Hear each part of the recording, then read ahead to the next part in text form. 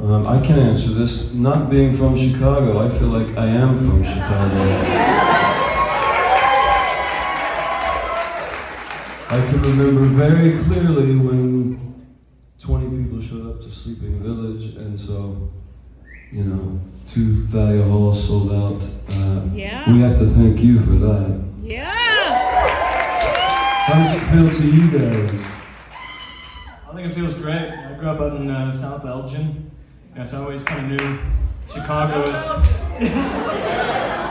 I always kind of knew Chicago just as like a destination almost, but now I've lived here for 11 years, and it's really cool to, I don't know, play all these venues I've always dreamed of playing, like 2 nights at Thalia Hall, and I don't know, just all that. I'm very grateful for it.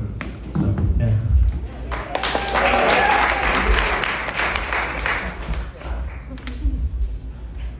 So I'm not technically from here either, but I've been here for 10 years, and well, thank you. We love you, Chicago. Did this feel quick, this rise, or does it felt like you put a lot of time into it? It feels like we put a lot of time into it. This is impersonal. I'm gonna take my glasses off.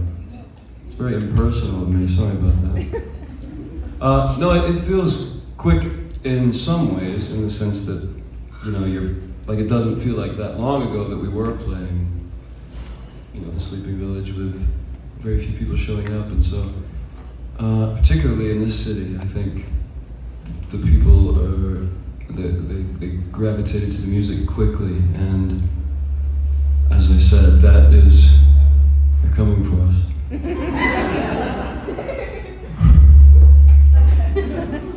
That is, I think, a large part due to the radio that we've gotten here, and I think both XRT and Q101 have been fantastic supporters of us. And we love you for that. WGN, yeah, we played WGN twice. The first record, the second, just recently we played. And yeah, I think it just feels nice to feel embraced by it. And to see the faces that you see at the first gig still coming around, you know? I mean, that means a lot. Can you point them out now? Yeah, there's a handful of them, yeah. Yes, every gig, I think. And then there's some new faces too, which is always nice. Yeah. So, I don't know, that sticks with you, you know? Anyone else? Thoughts? Okay. All right, we all have our favorite songs and the ones that we want to hear live. Mine is Always Be Fine. Anyone else? Yes. You don't hear it very often. Is there a reason for that? Yeah, we played it once, and like half the room went to the bathroom. So we thought maybe we shouldn't play that again. But maybe someday. You guys need to cheer for it. What do we think of Alex's work in the videos? That was a lot of work that he put into this stuff. Yeah. And we've made every music video with this guy at this point. It's true. We keep him employed. It's true. All right, so what secrets did Morrissey share with you that you can share with us? We actually talked to them. Did he share any secrets with you, Jeremy? Oh. You know what? Actually, I will say this. He said to me that they being, you know, the naysayers, will try to put you into a box, and they will try to diminish you.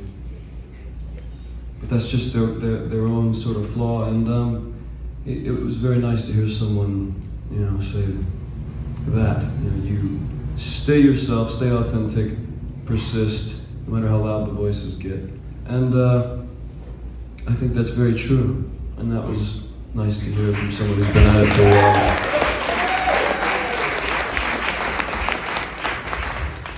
That's the only one I can tell you. Well, what about you? That was the one piece of the play. Okay. Alec, I have a question for you. Oh gosh. What was your most difficult moment on set with us? Most difficult moment on set. Well, there was one in particular which didn't make it to a full-fledged video, but if you guys have seen the Pink Palace visualizer on Spotify, so we shot that at a house that's called the Home of Tomorrow. Yes. Out down by Gary. It's on the coast. It's a forgotten World's Fair relic. And it's beautiful. It's a pink palace, quite literally. And what? Yes, that's the one. So we couldn't get permission to shoot there, but I figured it's isolated enough where we could try to steal it. And so we drove down there, and we stood at the edge of the property for a long time, and a lot of cars went by. We just figured nobody's there. So we ran onto the property and sort of let Wes here lead, and he ran straight upstairs to the balcony. And so I freaked out a little bit because I was like, if we get caught, this is very clearly trespassing. But we shot a bunch of great stuff there, and unfortunately it didn't make it to a full-fledged video. You can see 7 seconds of it in the Pink Palace visualizer on Spotify. So that was a scary one. But I think overall it's been great working with you guys. It's always fun, it's always a challenge. Shooting the Slumber Party video on that big LED wall was incredible, super cool. There's nothing but pleasure working with you guys. Yes, it's true. So, well, I'd like to open it up here. Does anyone have any questions? I don't know how we do this. If you want to come up and use the mic, or we just shout and see if we can hear it. All right, let's try. Oh, Dave? Oh, Yeah. First of all, Wes, thank you for just being an awesome rock star. We need rock stars. You are a rock star. Thank you. If you could cover an Elvis tune, what would be the Elvis tune you think you could make like an awesome modern version? Have you ever heard his version of Old MacDonald? We'll do that one. If you haven't heard that, you do have to check it out. He slowly loses his mind throughout the song. The way he goes, oink, oink, here. It's very funny. It's very funny. So, all right, who's next? Who's got a question? Here. The question I have for you guys is, you have a really rigorous schedule from day to day, city to city. As a band, how do you guys keep it fresh? How do you keep it sane and keep it still fun from all of the shows you have to do and the grind of the tour? Do you have any tips? Beer? Yeah, beer, that's a good one. Well, we of course have to thank our amazing crew, which is ourselves. No, we lean on each other for sure. We all have our days where we're just absolutely exhausted, so we try to pick up the slack for each other and have each other's backs, and and doing the gigs. It's everything else can be a grind, but doing the actual gigs and seeing the faces, your guys' faces, and getting to play the music for you, that keeps us going.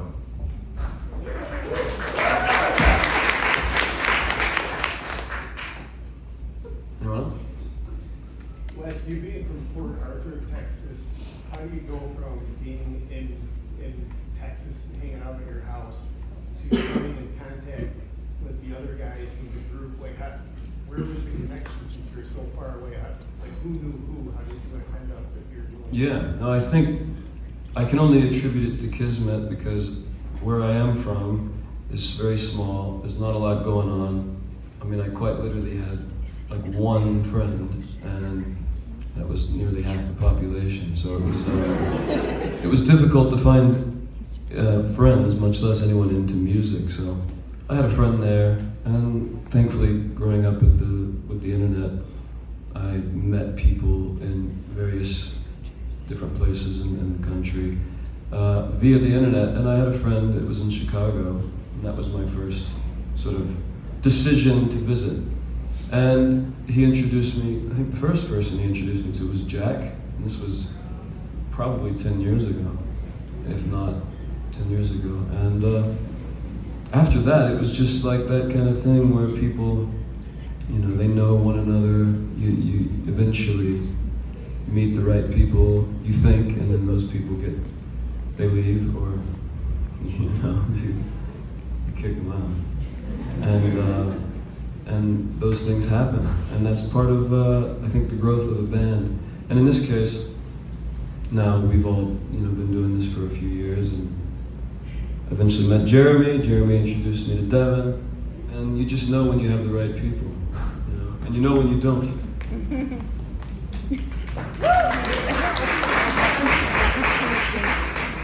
If you guys had to switch positions in the band, which position would you be in? Jeremy would sing.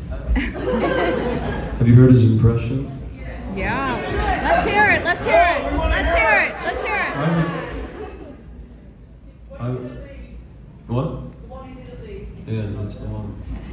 I'm not letting him do it to him. I think I would want to play bass. That's very fun.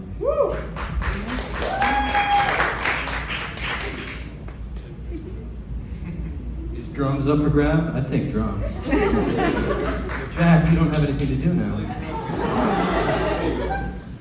He's right where he belongs. If you guys could perform with any artist, dead or alive, who would you pick? For me, it would probably be Jeff Buckley, probably. Yeah.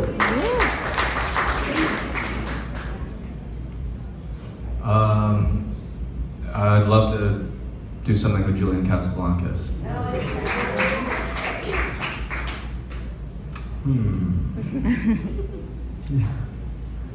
Yeah, I'd pick Chet Baker.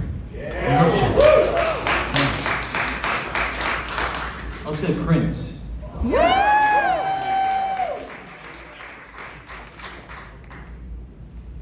That's just for Tom.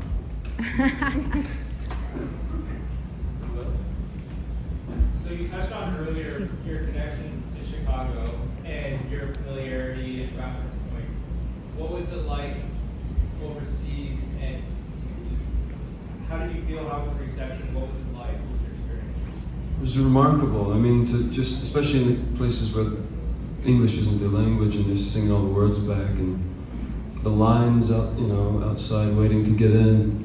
It's the things that you saw happening for other bands that you could taste for yourself, and to see it finally happening is just still mind blowing. I have a question. So I know you guys aren't all from Chicago, but your heart is here. So I just want to know, how does it feel to know that you've influenced so much local talents? Incredible. I mean, who wouldn't want I that? mean, they're covering your songs, so I know. It's amazing. I've seen it. You're doing a great job. Keep it up. Yeah. I mean, I still go to gigs and wait outside myself to see the gigs, so it's still just crazy that people know the song. So keep at it. Thanks for covering the song.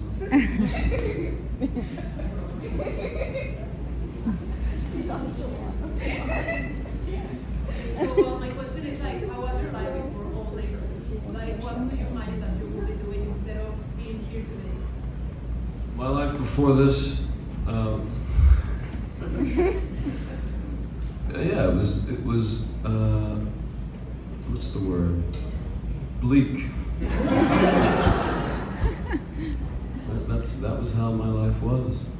But I had a lot of hope and determination and songs. So it's crazy that just those three things can take you away from that, What was the first show you guys did when you felt that you knew that you really had something? When you felt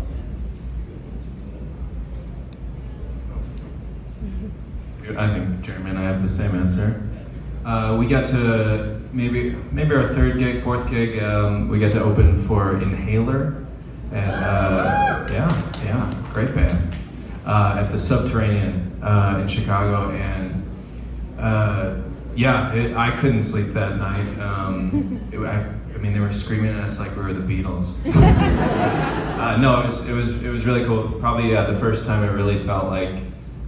I don't think we even had any music out at that point, and yet, captive audience, and it was really encouraging and really inspiring, and we've been chasing that gig ever since.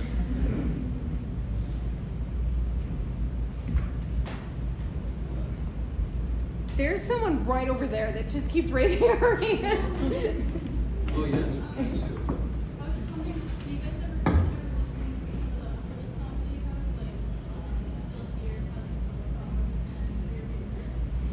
A lot of people ask that, and I imagine someday they might see the light of day, but probably posthumously.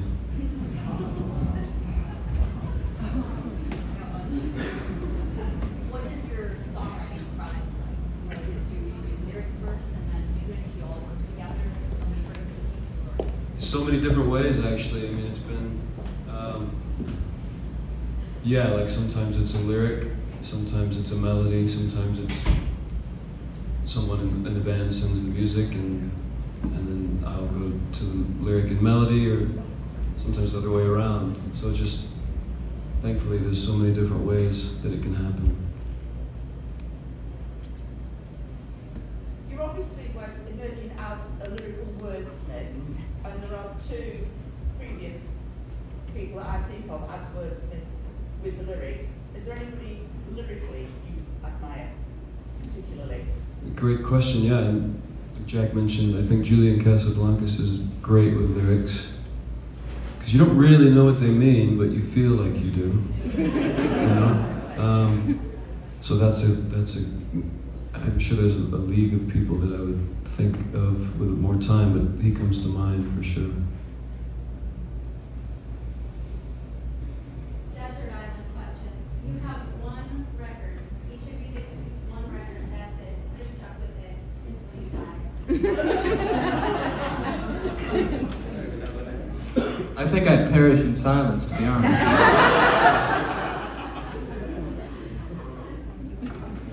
It is I'll say, just so these guys can bide some time for these guys and say it really slowly, I'll say Songs in the Key of Life by Stevie Wonder.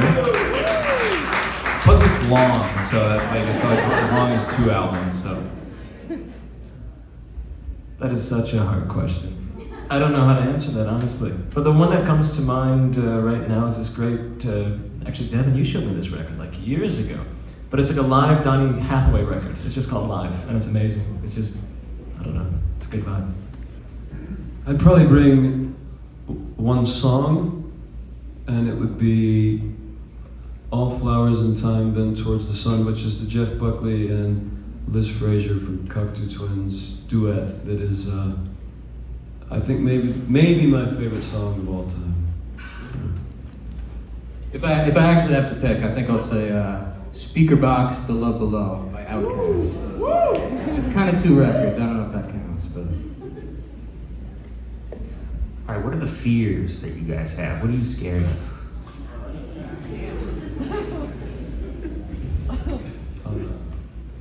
Well, I think other than death, which is my big one, it would be obscurity, probably. You know, just sort of like putting your life into something and people yawning at it. You know, that would be my fear. I think this one kind of goes with death, I suppose, but me and Wes are both terrible hypochondriacs. Just terrible, you know, like try to avoid looking up any symptoms I have of anything on WebMD. But we did one tour a few years ago where it was just, we were both going through something, we didn't know what, but we were both terrified it was cancer or something. And luckily it wasn't, but you know, I remember our manager bringing me, I had these canker sores, it was awful. And our manager brought me a bunch of salt packets all the time, and I thought that was really sweet. I don't know where, oh. It was mono. But I thought it was cancer. Yeah, so I'm very grateful it was just that. What was yours? It was obscurity. So yes, hypochondria, it's a terrible, terrible thing. How about you, Jeff? You don't feel it? I don't know, breaking a guitar string during a guitar solo. That's my greatest fear in life. So that's a pretty good life. I didn't have one. You guys all have very. Now I'm afraid of that as well. Obscurity, death, illness. Yeah, I was doing fine before this. All right, who's next? I read somewhere that the movie Possession kind of informed the album. Can you explain that a little more? Yeah, I can. Did you watch it? Oh my god, I was like, what am I watching? Did you watch it before knowing that it informed the album, or No. after? It's because of this. Yeah, so because of this. Okay, I'm sorry. Well, you know, I mean, outside of all the like obvious, grotesque stuff, there is a story of a couple falling out of love and infidelity and the struggle around, you know, trying to salvage this thing that is seemingly hopeless. The part where, you know, he catches her having sex with the beast is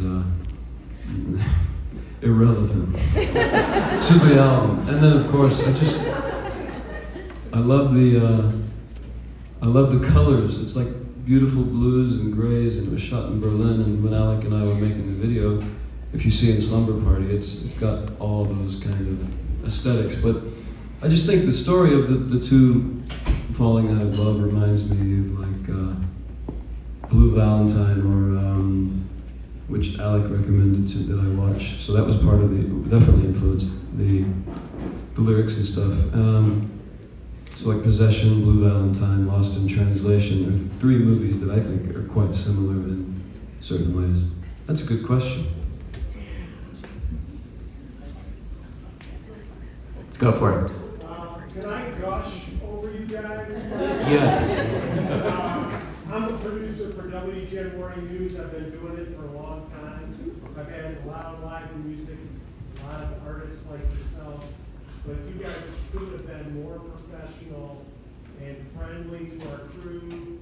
You guys just came off your European tour and showed up on our show. I think you had maybe 24 hours of rest. You guys delivered an amazing performance. I'm so happy to have you guys in our life. You guys are excellent performers. Thank you. And I remember chatting with you. You guys were the best, professional, to the point we got it done. And so, thanks for saying that. Really, it's very nice. If you guys could do a song in any other genre, what would you pick?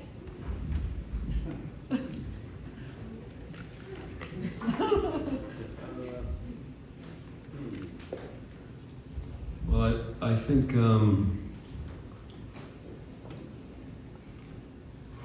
yeah, that's a good question. You got an answer for that, though? I think it'd be fun to make a dance record. Yes! I see that for you.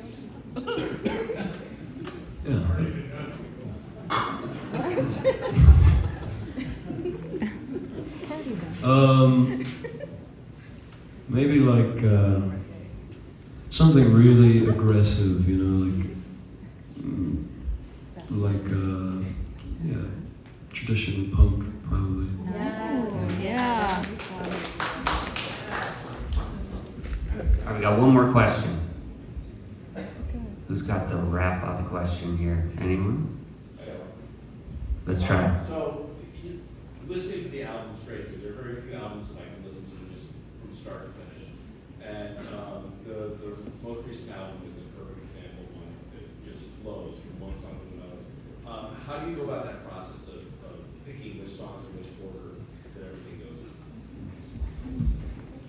Remember that call we had? Yeah. We had it must have been like an hour-long call, right? And we thought we were on the same page by the end of that call, and then we weren't. And you know, there is an art to it, and honestly, I think the best track lists are picked by those who aren't in the band, you know. Ultimately, I think our manager had a lot to do with the track listing, because you get too close to it and you sort of fall for your own interests, and you want things to open the record that you love, but maybe isn't the most the best choice for it. So we all had versions of the track listing, and it's the same thing with songs. You know, I think we recorded 14 or 15 songs for the album, and 10 made it. So it's just that process, and you never know really from the start. It changes, and you don't really know until you're at the deadline, and that's it. So yeah, that's pretty much how it went. Aren't you guys curious about those 4 songs that didn't make it to the record? Yeah, yeah. Will there be an opportunity to hear those? Yeah. All right, everybody, before we wrap up here, I want to start the campaign to get Always Be Fine back on the set list. So we need rounds of applause right now. Get it back in there. They want to do it. We're going to have to do it. All right, well, thank you all for coming. This was a real pleasure. Thank you guys for having me up here. It's been a great relationship working with these guys, and I hope to see you all tomorrow and Friday. Yeah. They're going to sign stuff in the back, so be sure to say hello. Thanks, everybody.